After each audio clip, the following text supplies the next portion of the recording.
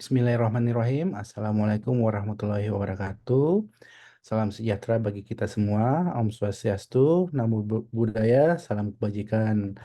Selamat pagi dan selamat siang waktu Indonesia Barat dan juga waktu Jepang. Yang saya hormati teman-teman peserta semua dan juga narasumber yang sangat hebat, Dr. Enda Rona Waulan SPKJ ya.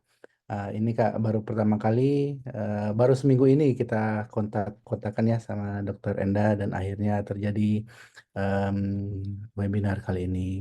Kami sangat berterima kasih kepada Dokter Enda dan tim etik yang mengundang kami untuk melaksanakan bergabung bersama untuk melaksanakan webinar pada kali ini. Nah, saya sangat terhormat dan berbahagia dapat menyambut teman-teman semua, uh, para peserta dalam acara ini, dan kita tahu bahwa trauma ini adalah suatu pengalaman yang sangat sulit, ya, dan dapat meninggalkan bekas yang mendalam pada kehidupan seseorang. Uh, Kalau saya berbicara trauma, beda dengan yang dibicarakan dengan Dokter Endah ya, karena Iya, sama-sama sama-sama ada trauma. traumanya ya, Iya, iya. Dokter Endah ya, Fisik cuman dan trauma yang psikologis. iya, Iya, trauma yang saya kelihatan. Kalau dokter Enda nggak kelihatan dan nggak itu sangat kelihatan. mengganggu gitu ya. Iya, Oleh karena itu pemahaman yang lebih baik mengenai trauma yang ada di keilmuan dokter Enda dan cara-cara untuk mengatasinya ini sangat penting bagi kita semua ya. Webinar ini diselenggarakan untuk memberi wawasan yang lebih mendalam mengenai trauma, dampak terhadap kesehatan mental kita, apalagi teman-teman pelajar di sini kan sedikit banyak pasti sangat rindu kampung halaman dan akan sedikit mendapatkan pressure sedikit itu bisa menjadikan trauma bagi kita semua ya.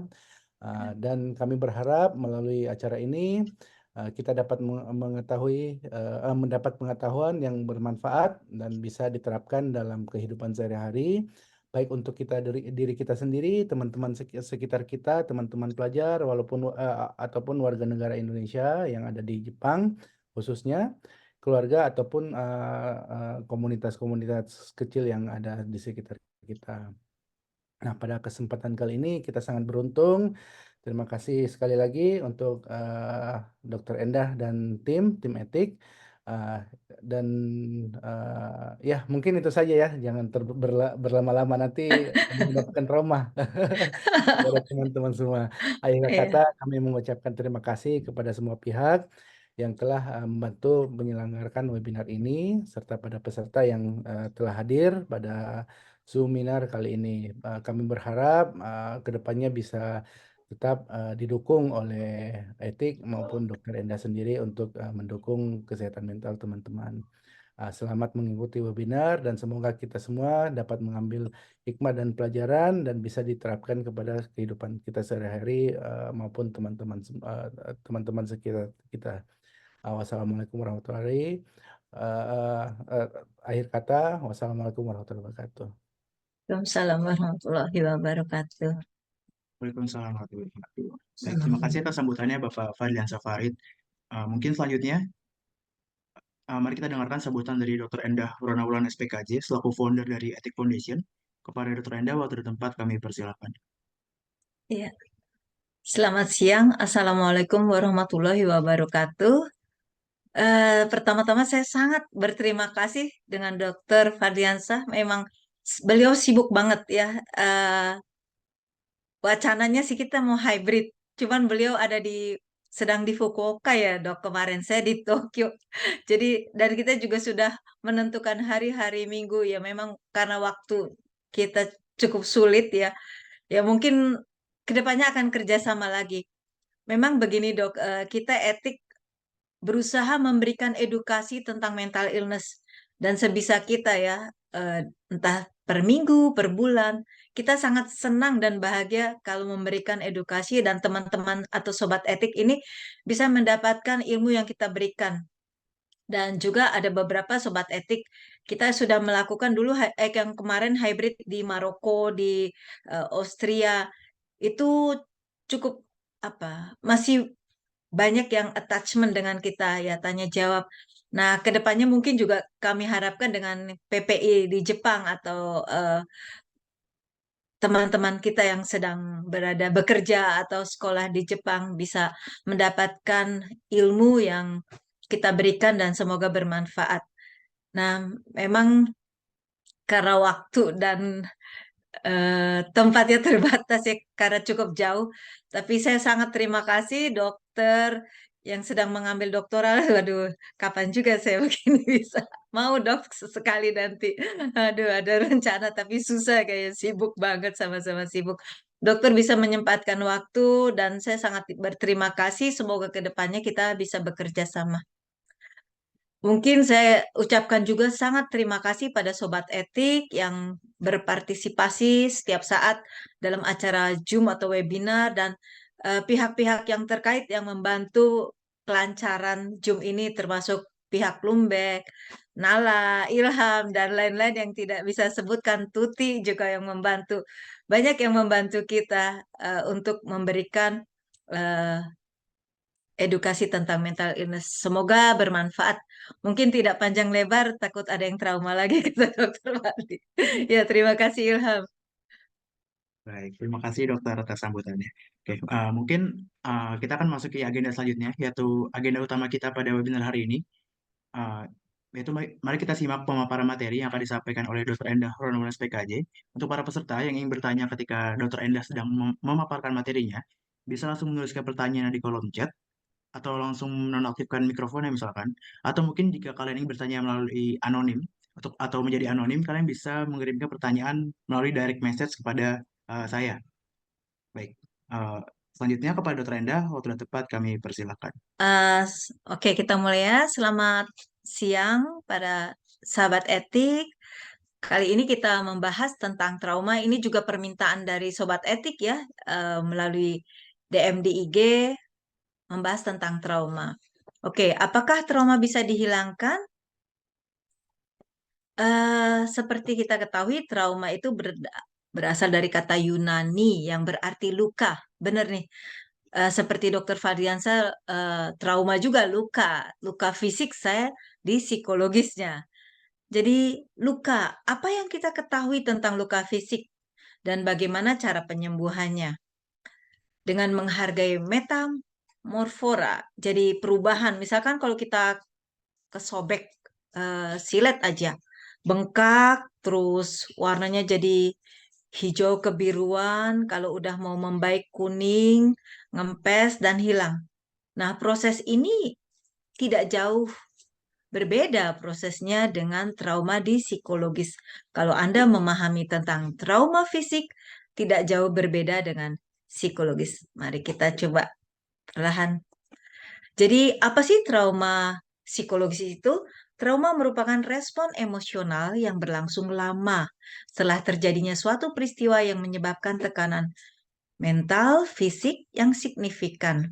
Sama seperti bekas luka akibat fisik, luka yang dalam membutuhkan waktu sembuh atau pemulihan yang cukup lama dengan seiringnya waktu dan dibutuhkan pengobatan.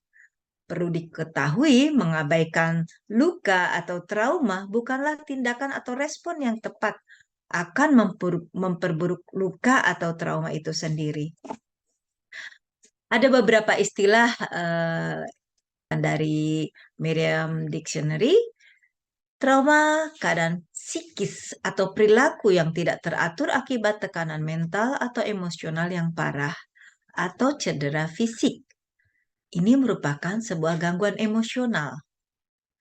Menurut Australian Psikologi, kata trauma juga dia katakan dari bahasa Yunani artinya luka, tapi luka ini karena peristiwa yang sangat menakutkan, menyusahkan, dapat mengakibatkan cedera psikologis, kesulitan mengatasi dan berfungsi secara normal setelah peristiwa itu.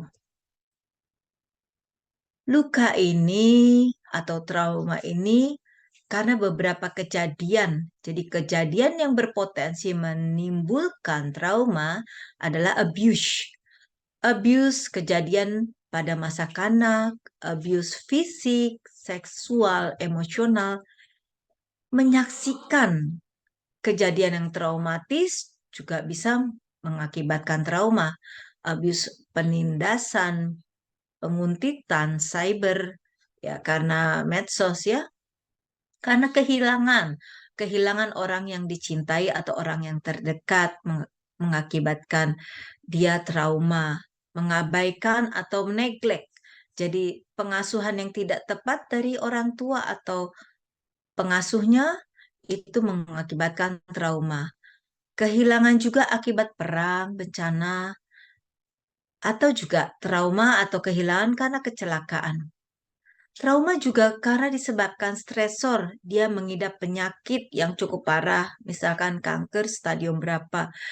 Perawatan inap di rumah sakit mengakibatkan trauma juga. Adanya kemiskinan, tunawisma, atau ada anggota keluarga yang bermasalah seperti penggunaan narkoba. Apa sih tanda-tanda trauma? Biasanya orang yang mengalami trauma mengalami sering mimpi buruk, kilas balik, sensitif terhadap sentuhan, bising, berpikir segala sesuatu hal yang buruk akan terjadi, mengingat masa-masa yang buruk di hidupnya. Kadang dia mati rasa secara emosional, numbness, gak ada reaksi apapun.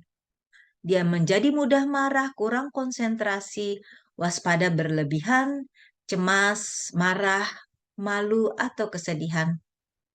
Gejala dan respon trauma bisa menjadi penyakit fisik, kewaspadaan berlebihan, menarik diri dari sosial, lelah secara kronis, putus asa, tidak mau berhubungan dengan teman, keluarga, pemutusan hubungan sosial, pertemanan, sinis, dan kurang merawat diri.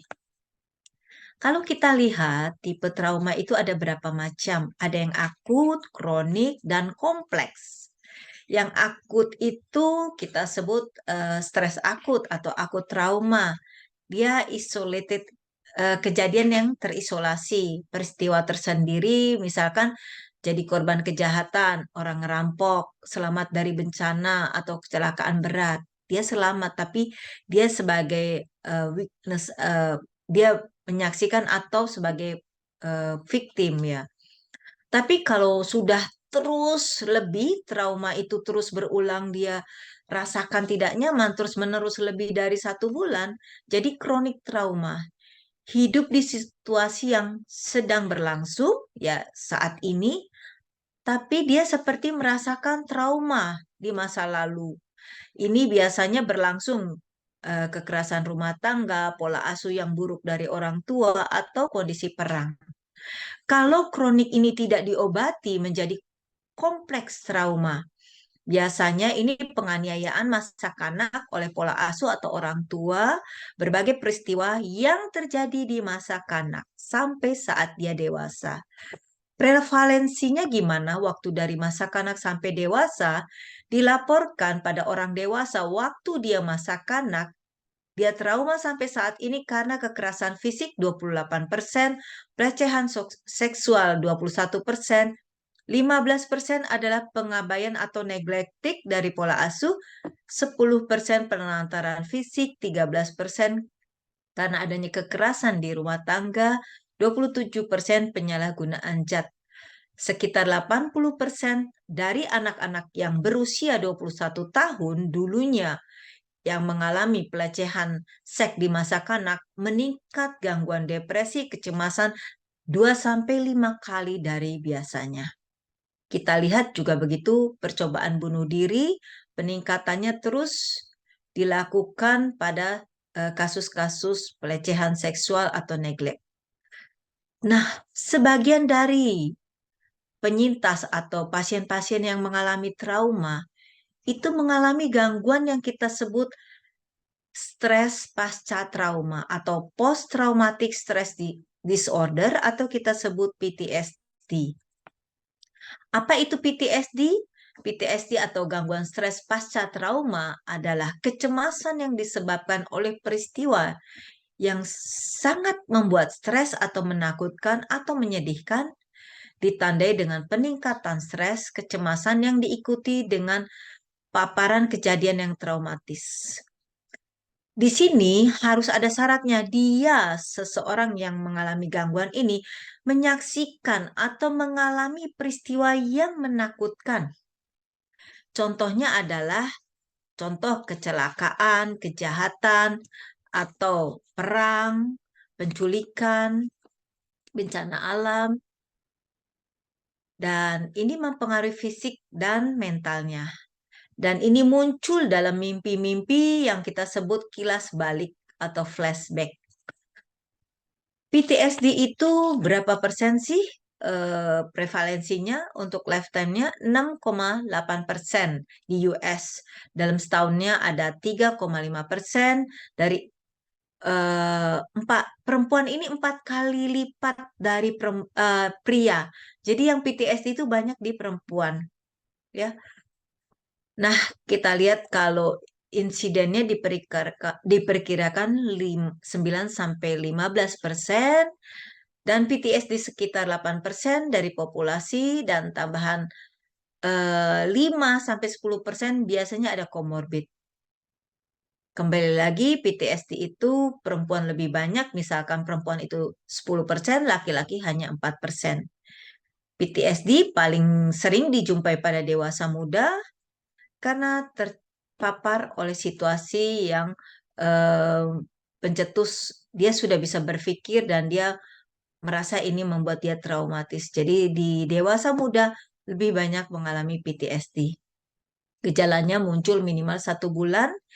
Intrusive memory, pikiran-pikiran yang membuat traumatis, membuat dia menarik diri, negative thinking, perubahan reaksi emosi, memori berulang-ulang, misalkan hal-hal yang menyedihkan terus dia ngingat flashback, bahkan dia mengalami gangguan tidur karena mimpi-mimpi buruk tentang gangguan hal yang menyedihkan. Dan emosi ini bisa meningkatkan eh, ketegangan, kecemasan, dan bahkan bisa menjadi depresi. Menghindari pembicaraan tentang peristiwa yang traumatis, dia menghindari tempat-tempat kejadian atau orang-orang yang mengingatkan dirinya menjadi trauma. Biasanya yang mengalami PTSD menjadi mudah marah, selalu waspada, berjaga-jaga, ada guilty feeling, rasa bersalah, rasa malu, sulit konsentrasi, sulit tidur, mudah terkejut, dan rasa takut. Perubahan moodnya itu perasaan negatif, dia juga merasa mati rasa, emosi, marah-marah. Kalau khasnya dari PTSD itu re-experiencing trauma. Jadi misalkan dia mengalami kecelakaan waktu itu bannya meledak, dor.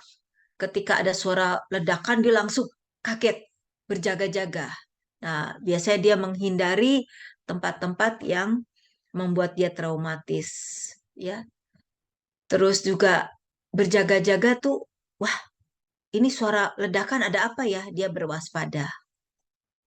Nah, ada pedomannya di psikiatri itu, saya menggunakan pedoman PPDGJ.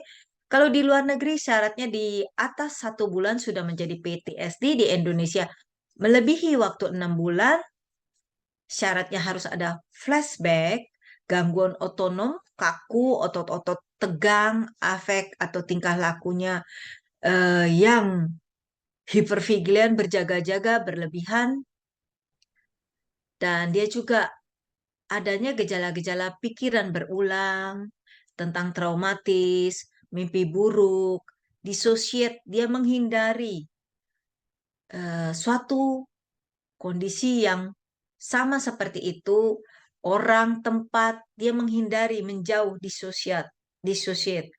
Dan ada reaksi fisik, tekanan darahnya meningkat, jantung berdebar, sesak napas, mungkin keringat dingin. Begitu juga penghindaran, membuat dia susah ya untuk menghadapi situasi yang membuat traumatis. Dia juga agresif, menjadi agresif, marah-marah, bisa melukai diri atau melukai orang lain. Gejala lainnya sulit tidur. Ini menurut PPDGJ 3. Di sini juga ada komorbid tadi, Gangguan PTSD bisa bersamaan dengan penyakit psikiatri lainnya. Gangguan mood seperti depresi, cemas, atau panik. Gangguan pseudo-demensia terkesan lupa ini, lupa itu. Supaya menenteramkan dirinya yang gangguan, dia menggunakan zat-zat adiktif atau narkoba, alkohol. Ya, nah ini pertanyaan dari teman-teman semuanya. Apakah trauma dapat dihilangkan? Nah, kita lihat dulu karena berhubungan dengan memori, kita lihat di fungsi otak. Secara umum, ada dua bagian otak besar, amigdala yang suasana perasaan, hipokampus yang ke memori. Amigdala pusat emosi yang bertanggung jawab di mana Anda bereaksi yang buruk atau baik. Contoh tadi, amigdala, amigdala itu kan merupakan suatu emosi. Misalkan dia mengingat hal yang tidak nyaman, rasa perasaan tidak nyaman, memori kembali. Misalkan tadi suara ledakan balon dor. Wah, ini perasaan saya nggak nyaman nih. Ledakan balon mengingatkan saya kecelakaan. Memori hipokampusnya kembali mengulang-ulang lagi. Wah, saya harus menghindari jalan itu. Jangan-jangan nanti terjadi. Tapi ada nanti sistem yang mengingatkan bahwa ini peringatan palsu atau asli. Nah, nanti saya jelaskan lebih detail lagi. Nah, suara ledakan tadi pemicu, misalnya ya tadi saya katakan balon pecah, orang yang mengalami PTSD kembali ketakutan saat dia kecelakaan, suara dentuman yang keras waktu dia kecelakaan, merasakan kecemasan, ketakutan pada saat itu. Jadi membuat dia panik. Berpikir normal di shutdown, dihentikan oleh otak yang ada insting dia untuk menyelamatkan diri. Kalau terus ini menjadi pola dia, perilaku dia mengatasi dirinya dalam kondisi trauma, tidak diobati dengan baik, gangguan ini menjadi kompleks pasca trauma. Jadi kompleks PTSD menjadi lebih berat lagi. Nah, kita lihat otak ini 3 bagian besar. Yang pertama adalah batang otak atau kita sebut reptil ya. Reptil ini untuk naluri bertahan hidup. Dia juga mempengaruhi tekanan darah, jantung, temperatur. Terus kita ke yang perasaan. Limbik sistem, suasana perasaan, otak tengah, emosi, perasaan sensorik, eh, perilaku, emosional, dan otak yang terluar adalah korteks. Korteks itu untuk berpikir pengambilan keputusan. Nah, ketika orang trauma, yang berjalan duluan adalah yang otak reptil atau batang otak untuk mengendalikan. Dia menutup pikiran-pikiran yang rasional karena secara insting kita menyelamatkan diri. Suara dor, nggak ada tuh mikir dulu, dor itu suara apa ya? Suara balon, suara orang jatuh, nggak. Langsung dia melarikan diri, menyelamatkan diri. Nah, waktu dia menyelamatkan diri, itu hormon stres meningkat, jantung berdebar, keringatan, sesak nafas. Nah, setelah otak yang berpikirnya, otak luarnya berpikir, ini suara balon apa kecelakaan ya? Oh, itu bukan kecelakaan, itu suara balon. Baru menurunlah hormon-hormon stres itu dan membuat orang menjadi lebih tenang. Nah, model Tritunggal dari otak itu, jadi saya jelaskan yang contoh tadi. Jadi otak yang paling awal merupakan otak berpikir yang dia merespons stres yang traumatis. Ini apakah nyata atau palsu? Nah, kalau dia bilang palsu, si otak yang amigdala, yang perasaan ini, oh nggak apa-apa, jadi rileks, ya, rileks, terus akhirnya dia menjadi tenang lagi, hormon stresnya menurun. Nah, ini langkah-langkahnya yang sudah saya jelaskan tadi, area limbik, otak emosional, adanya ancaman, terus dia membunyikan alarm, ini ancaman bahaya. Nah, terus dia berpikir nih, bahayanya asli atau palsu. Ketika dia tahu ini palsu, baru turun. Tapi otak berpikir ini tertutup dulu, karena harus ada alarm dulu. Bunyi ledakan, alarmnya berbunyi. Ketika dia tahu ini palsu, baru dia tenang. Jadi jika otak berpikir memastikan langkah 3 yang tadi, otak berpikirnya itu memastikan ancamannya ini nyata, dia akan offline. Itu pikiran rasional. Offline tuh mematikan, sehingga dia melakukan tindakan lari, melawan, atau diam. Fight, freeze, atau fight, flight. Terbang, jauh, lari, melawan, atau freeze. Perubahan respon ini mengaktifkan. Tadi kalau dia lari, melawan, mengaktifkan tekanan darah, pernafasan cepat, berkeringat, sulit berpikir jernih. Setelah ancamannya berlalu, alarm tentang bahaya itu menurun, orang bisa berpikir tenang. Ini jadi orang menyelamatkan diri dengan fight, flight, atau freeze. Model respon untuk penyelamatan diri. Nah, kenapa dipilih fight, flight, ada yang baru submit atau freeze? Kalau fight, jika ancaman itu dia rasa dapat dia taklukkan. Jadi dia posturing tubuh, dia agak bikin galak, intonasi suara agak keras, agresif fisik. Kalau flight, dia kabur ketika ancaman itu dapat dihindari. Jadi fisiknya menjauh, dissociate, ancamannya begitu agak lebih besar, ya, dia bersembunyi, mengecilkan postur dan nada suara dia karena ancamannya besar daripada dirinya. Submit ketika ancaman itu dia bisa ketahui, dia bisa kurangi. Jadi dia bisa negosiasi. Jika ada ancaman, dia mencoba bergabung, atau dia menyakiti diri, atau dia menyerang orang yang orang yang maksud saya dia membela penyerang, atau dia menghasut orang lain yang oposit dengan penyerang. Freeze ketika ancaman ini tidak ada cara untuk menghindarinya. Karena ketidakberdayaan total, pembekuan fisik, dia bisa pingsan, atau otot-otot kaku yang kita sebut kataton. Nah, begitu dahsyatnya trauma selalu mengingatkan dari beberapa segi, dari segi suara, sens warna, taktil, bau, dan sebagainya.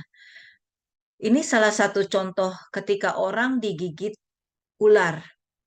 Setelah trauma digigit ular, orang itu melihat seutas tali pun bisa lari karena dia mengalami suatu kondisi yang traumatis.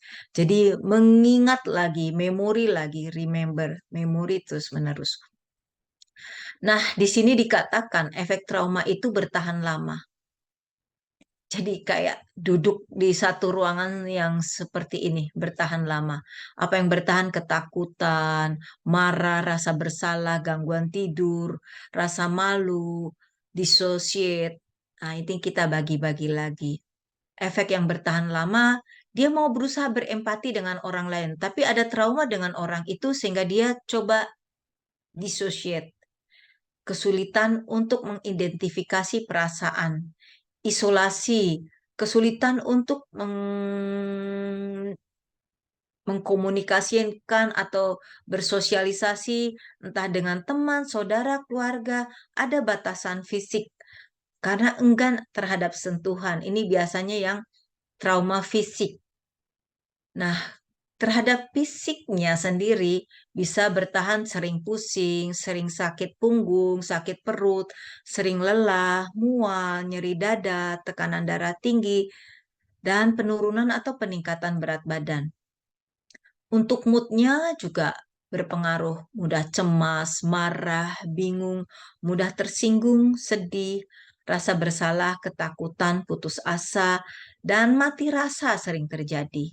Bagaimana pikirannya kurang konsentrasi, konsentrasi menurun, atensinya juga buruk, konsentrasi menurun sehingga sulit menyimpan informasi baru. Kesannya pasien tadi pseudo demensia, tidak ingat hal-hal yang baru, dibilang demensia umurnya masih muda, makanya kita sebut pseudo demensia. Memori jangka pendek yang terganggu, citra diri buruk, pikiran-pikiran gambaran yang mengganggu terus-menerus. Perilakunya sulit mengontrol impuls, lari menggunakan alkohol, rokok, narkoba, menggertak-gertakkan gigi, pola makan buruk, menghindar, dan gangguan tidur.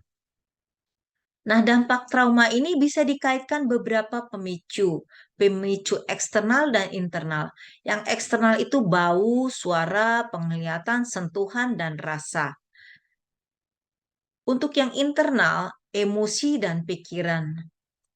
Nah, ketika sudah dibekukan orang yang mengalami trauma, respon eksternal dan internal ini akan timbul kembali ketika satu kondisinya cocok.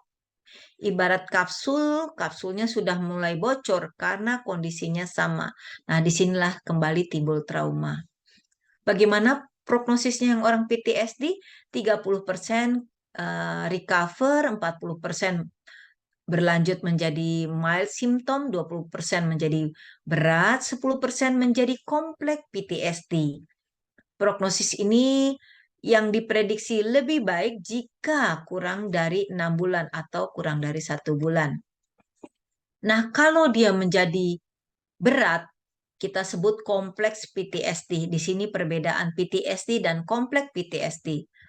Kalau PTSD itu recall hal-hal yang traumatis dan dia menghindari, berpikirnya negatif, terus juga dia merasa terasing, negatif thinking, dan berjaga-jaga. Kalau kompleks PTSD itu kesulitan mengendalikan emosi, merasa sangat marah, tidak percaya dengan dunia, perasaannya bisa hampa, putus asa, seolah benar-benar dia tidak mampu mengendalikan dirinya sendiri. Berhubungan ini juga bisa terjadi gangguan jiwa yang lebih berat. Dia depersonalisasi, derealisasi, merasa ini saya ini siapa ya, dirinya siapa, realisasinya saya ada di mana, bingung, mengalami gangguan fisik, ya seperti sakit kepala, pusing, dan yang terparah adalah ide-ide atau keinginan bunuh diri. Diagnosis bandingnya apa? PTSD didiagnosis banding dengan adjustment disorder. Adjustment disorder adalah stres juga, tapi stres ini terjadi jika dia berhadapan dengan yang membuat dia stres. Misalkan dia dimarah-marahin bosnya. Setiap dia berhadapan dengan bosnya, dia merasa stres, gemeter, mual, sakit kepala, sedih. Tapi ketika dia sudah jauh dari bosnya, dia bahagia lagi.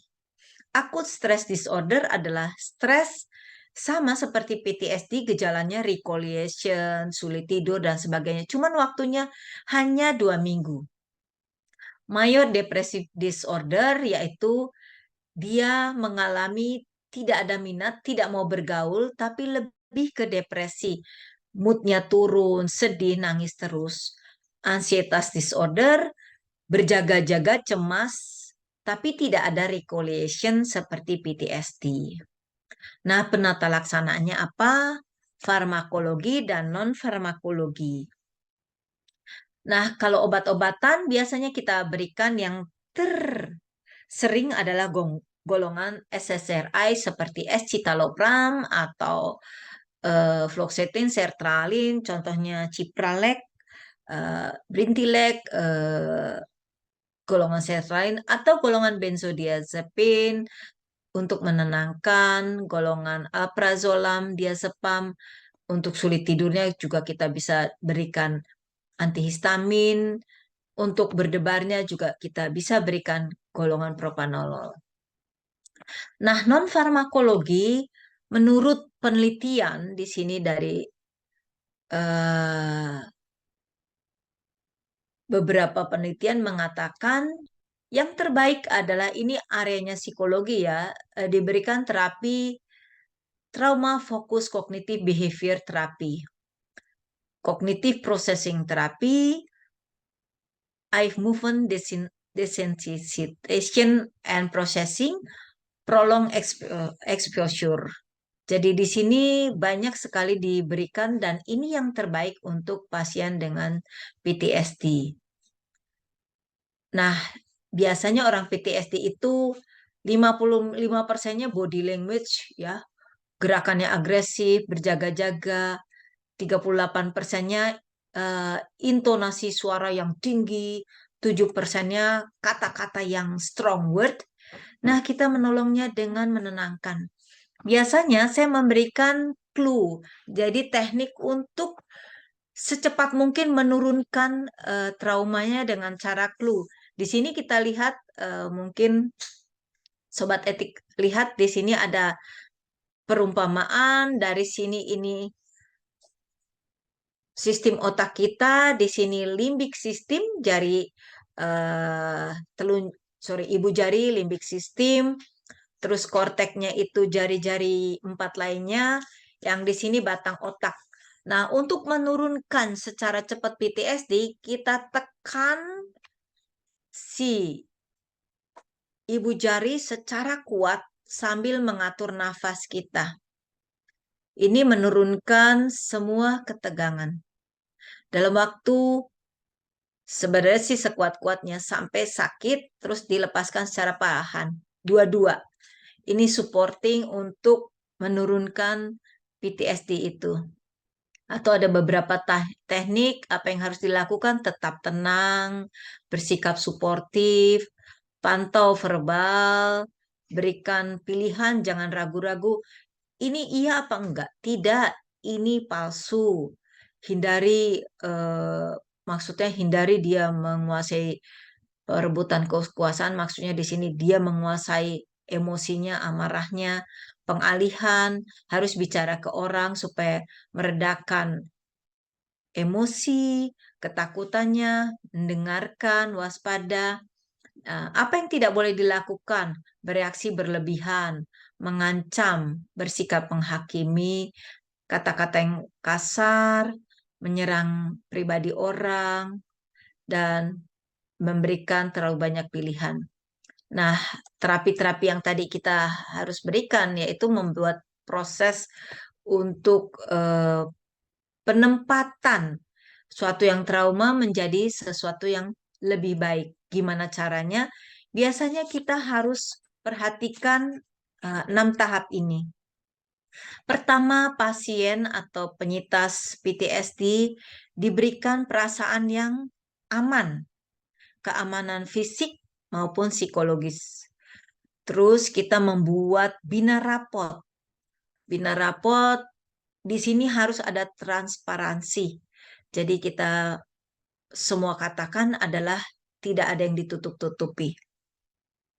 Terus kita juga memberikan kenyamanan dari segi peer group-nya, dari teman-teman, keluarga, tidak ada yang menghakimi, terus berempati. Dia ketika orang trauma, dia menyembunyikan, sulit mengungkapkan. Yang disembunyikan itu makin dia tutupi, makin sulit traumanya diatasi. Sehingga kalau kita berempati, memberikan reflection, misalkan, oh iya, kecelakaan itu juga dialami orang lain. Mereka juga mengungkapkan apa yang dia rasakan sehingga dia lebih nyaman. Jadi tidak ditutup-tutupi. Terus diberikan pemberdayaan kemampuan dia. Oh, jika dia mengalami ketakutan, dia bisa lakukan teknik relaksasi, teknik grounding, sehingga juga dia bisa mengeksplor traumanya. Nah, tadi yang EMDR itu bisa dilakukan, ya ini sudah diteliti dari tahun 2007 dan dilakukan gerakan mata dari kiri ke kanan, diharapkan eh, pola pikir yang dari otak kanan dialihkan ke kiri. Ini cerita dari peneliti. Nah, simpulannya, apakah trauma dapat dihilangkan? Tergantung jenis traumanya. Jika traumanya akut dalam waktu kurang dari 2 minggu, beberapa kasus yang sudah bisa mengalami perbaikan.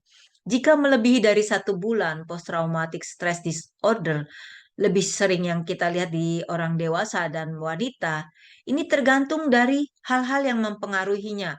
Misalkan karakter, eh, supporting sistemnya, tingkat keparahannya, usianya. Nah, ini memerlukan waktu untuk penyembuhan. Dan pengetahuan tentang penyakit lebih mudah memulihkan traumanya. Dan dia juga mengungkapkan apa yang dia rasakan itu lebih bisa diatasi traumanya dengan baik. Hindari mengatasi yang tidak sehat, pola-pola yang biasa dia lakukan hanya memperburuk trauma dan mengakibatkan kekhawatiran sekunder. Sekian saja, terima kasih, semoga bermanfaat. Assalamualaikum warahmatullahi wabarakatuh.